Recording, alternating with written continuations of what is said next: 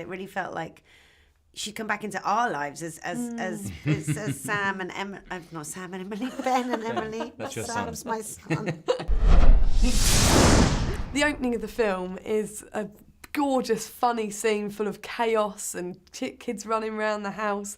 And I heard Jane and Michael be shouted, and I thought, I don't know what to expect, because I went into the film without any spoilers, without knowing what would happen. I was thinking, would they be children? What will happen next? Oh, that's so and then when I cool. realised that you were playing the adult versions, I was so excited. Oh, that's Oh, sweet. that's lovely. What was it like creating the grown-up Jane and Michael Banks? It was a lot of fun, wasn't it? Yes. We had a great fun time doing it. We did, and funnily that you should mention that scene. There was something about that being in that scene that felt almost as magical as what you described watching it, because there we were as grown-ups who had Mary Poppins as such a part of our childhoods as everybody had, and you know, to sort of have Mary Poppins appear, you know, to open the door to her, and there she is. She has come back into our lives after all this time, but it really felt like she'd come back into our lives as Sam and Emily.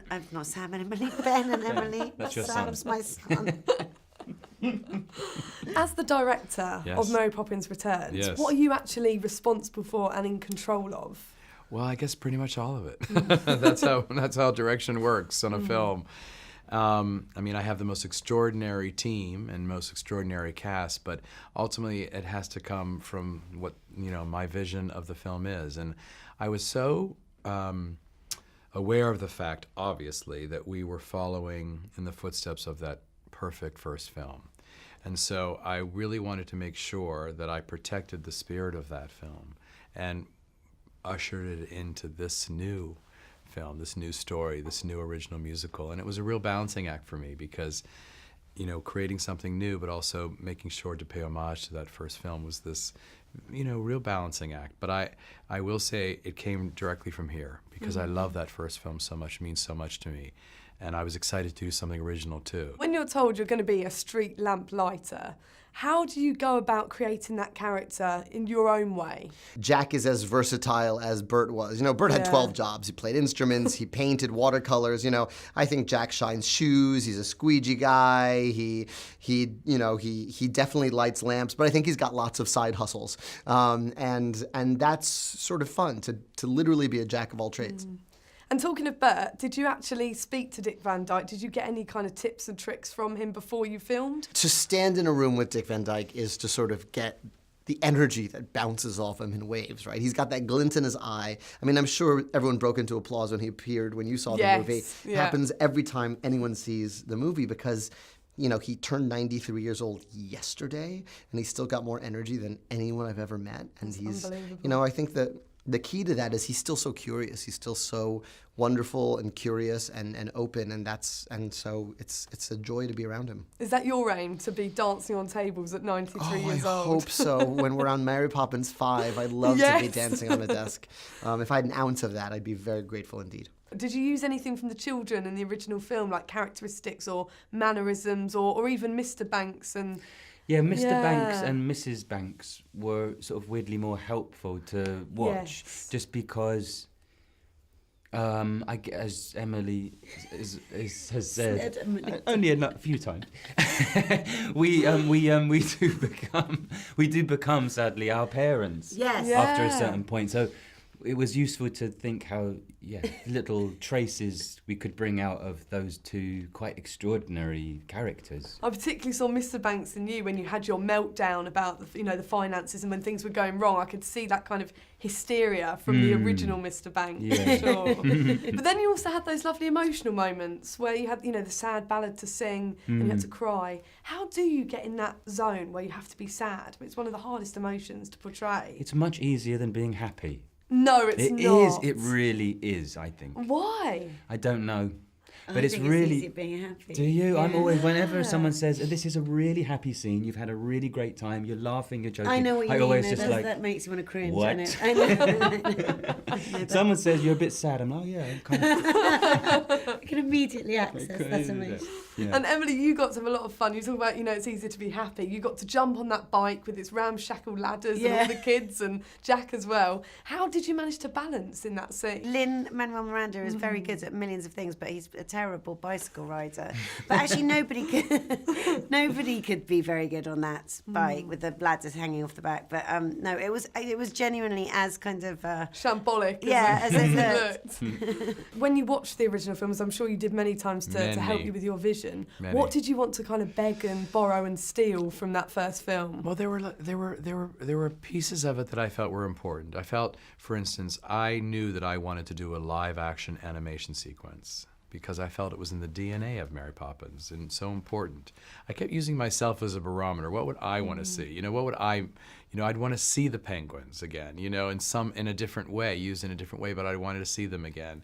Would I want to see a big, production number with men, athletic and exciting masculine number? Yes, there were certain things that I felt were part of the DNA of Mary Poppins that I wanted to hold on to. Everyone's so excited about the penguins. When I saw it and I went back to the studio, everyone was like, are the penguins in the film? Are the penguins there? People want to know. They are the real stars, well, they're things that aren't they? mean so much to us, deeply, to all our childhoods, So you want to kind of hold on to those if you can. And so I cherry-picked and kept those things that I thought were really important. At the same time, creating a completely new original score, a completely new original story about Michael and Jane now grown up, and a story of loss and set in the Depression era. So it's a different feeling, but holds on to some of those great pieces that are so key to the first film. And it takes you on that journey, doesn't it? Where you've got those sad and emotional moments, yes. You've got those uplifting, fun, wacky moments, huge dance numbers. Yes. But then you've also got the emotional and very kind of somber songs as well. So it really does take you on that journey. Well, I think you need that in a musical. It's not all just sort of fun like a big variety show or something like that. It needs to have ebb and flow, and the reason she comes back is to help heal this family.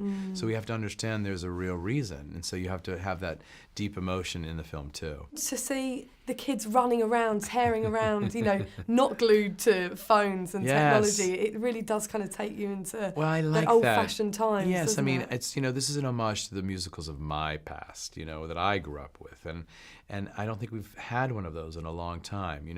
A movie that is a big event musical like this, that is for the entire family. So I'm excited about that. And what are you like as a director? Are you very strict? Or, do you let the cast banter and joke and mess around? I mean, what I do is I try to give a feeling, a tone of positive reinforcement. People feel like they're doing... Of course, we work very, very hard, and it's incredibly difficult. This is a very hard film to do. But at the same time, I want people to feel support, feel a sense that, we're doing something special, and give them that kind of, that tone of positivity. It's very important to me. I mean, this is people's lives. It's not sort of like they're putting them on hold. So I like to value everybody and make sure that everybody feels like we're doing something really important.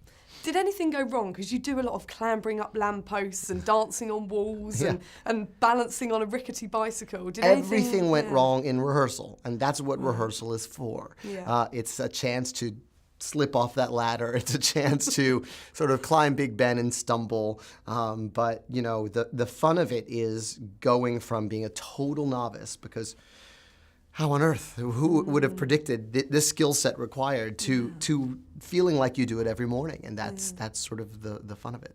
How do you dance with a cartoon? It was wonderful sort of rehearsing that incredible sequence and knowing that, trusting the process and knowing that when we saw the final film, the penguins would be in fine form. Was it a shock to see yourself dancing with the actual penguins when you'd been sort of practicing and pretending? Because Rob prepares you really beautifully. He had these, he would show us these pre-visualization sequences where he's kind of drawn you in, and you can see what the final outcome's going to look like. So you actually get to visualise it and help you sort of imagine that. Totally. Has anything stayed with you from being Jane and Michael Banks? Have you learned anything from the characters as actors? When you do a film, you throw your whole self at it, and then once it's done, it's kind of done for me. Yeah. I'm not very good at remembering anything. I feel like in a funny way that the having done the film and then now looking back on it, I feel like I'm in a position now more to do it, but because basically those characters are two characters who are sort of in middle life. You know, they've got to the middle of their lives and they're in a bit of a sort of moment of midlife crisis in a way. Jane's not in total denial that she is in one, but she kind of is in one, and he's just openly in one. And I think that there's something that, you know, about being at that time in life that is quite painful and challenging. And I feel like I've been thinking about that a lot recently, and do sort of understand and feel for them, you know, because life's hard at any age, but, you know, these people are in the middle of their lives, and that's a quite difficult stage to be at. Are you up for playing a quick fire game? Yeah, hit me. Brilliant. Okay, it's called the Cockney Quick Fire. I need you to see if you can translate these words for me. Great. Right. Sherbet dab. Stab. No, cab. Great. Almost. China plate. Think of another word for friend. A bit of a clue. Oh, mate. Yeah. Nice great. accent. Insects and ants. Pants. Yes. Dog's eye. Ooh. Yeah. A bit of a trick one, this one. Think of something you could eat. Fry? Meat pie. Meat pie. Meat pie. And lastly, daft and balmy.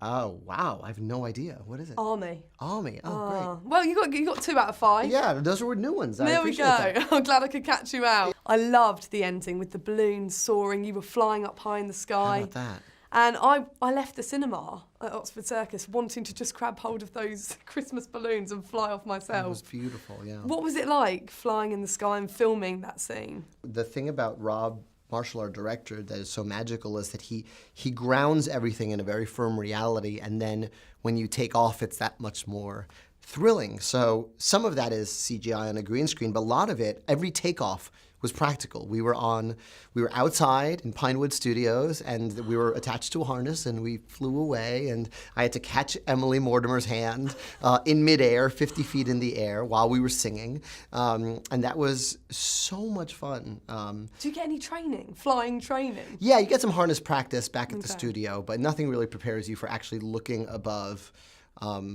London. It's really kind of thrilling. Wow. What is that feeling of flying like? Do you get butterflies in your stomach? Do you get a big adrenaline rush? Yeah, every day of this was sort of an adrenaline rush because every day was so different. One day you're flying above a fairground, another day you're dancing with penguins, another day you're riding your bicycle in front of St. Paul's Cathedral. So it was just like a different adventure every day. And as the director, how do you switch off? I can imagine it's really hard to kind of leave Mary Poppins land behind you. It's been with me for 3 years now. You know, we started working on it in 2015, writing it with our wonderful team. And as, you know, and I'm just sort of feel like I'm just about to let her go, which is wonderful, you know, because, you know, it opens in a week. And so I'm happy for that. It's time. It's now time for everybody to feel what the message of this movie, which is really an injection of hope, especially in today's world. You know, I think everyone needs that lift.